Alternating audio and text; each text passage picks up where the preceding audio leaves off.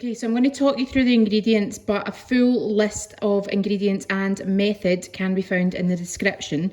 So you've got your potatoes for frying for your homemade chips, salt to cook them in. So the first stage is to part boil in boiling water, but you need to salt them if you want them to be as tasty as they possibly can be, and vegetable oil for frying. I've got monkfish, got this from Bernard Corrigan. So I've got one big long monkfish tail and another bit at the side, so that'll be enough for 2 people. Just get as much as you want for 2 people.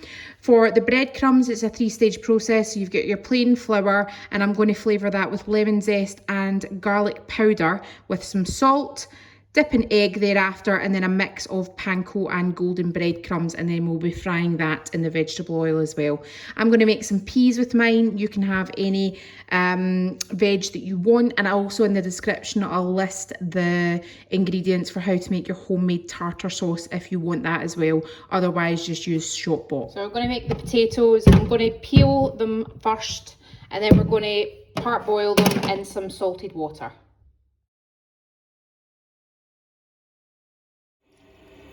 I've added cold water to salt, generous amount of salt. I'm going to stick that on to boil. I'm just going to chop the potatoes into chips.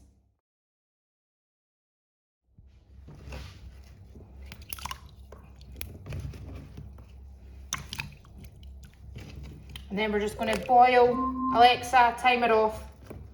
Boil the potatoes until part boil. As you can see, a knife can be stuck inside one of the chips, so that's them ready. I'm going to drain them out, and then I'm going to lay them out on a baking tray with some grease-proof paper and put them into the fridge to cool down. Essential step. There we go. I'm just going to let them cool down slightly so they're not steaming hot, and just place them in the fridge until they're totally cooled. You can see they've retained their shape because we've not taken them too far, so you do just want to part boil them.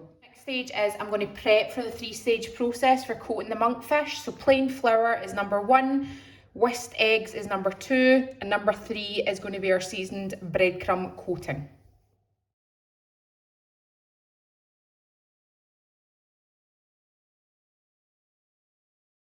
So I've used 60 grams of panko and 60 grams of golden or white breadcrumbs just to kind of fill in the gaps. I'm going to add approximately a tablespoon of garlic powder.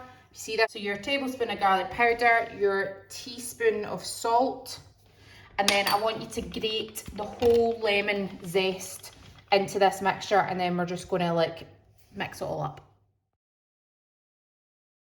And there's your lemon. Bryce, do you like lemon? Do you like lemon? Yes.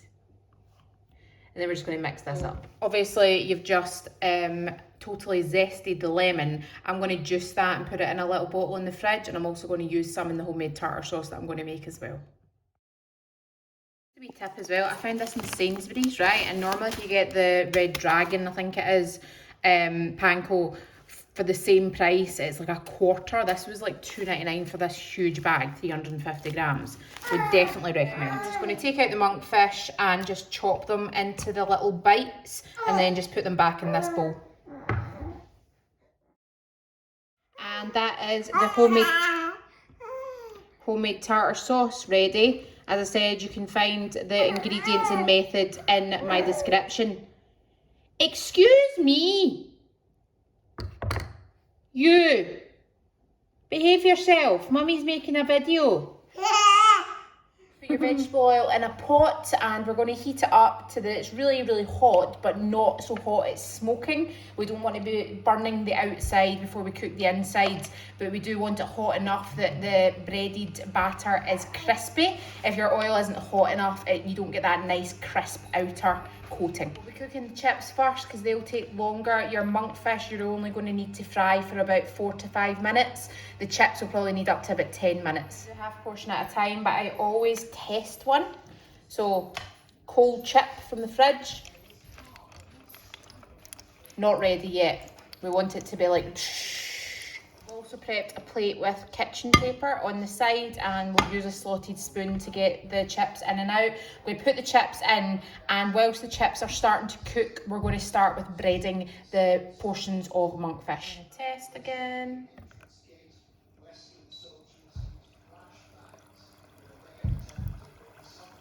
Getting there, but careful of at this point as well, as we're putting a whole lot of cold chips, which will reduce the heat of the oil. So although one might, you know, do okay, if we put in a portion, it will reduce the heat of the oil. So we want to make sure it's really hot enough. Again. Right, so that's looking a lot better. So I'm just going to wait another wee minute and then we'll put the portion in.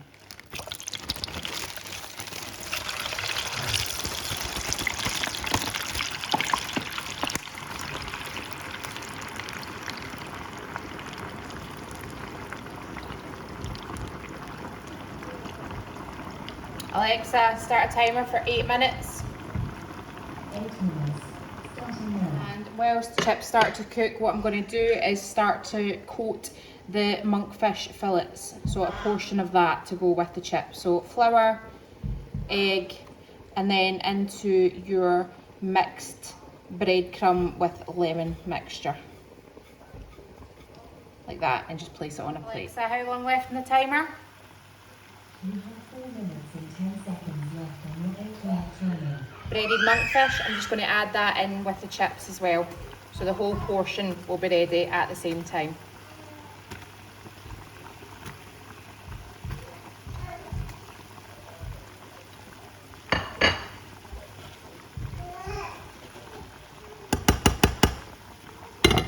Alexa, stop timer.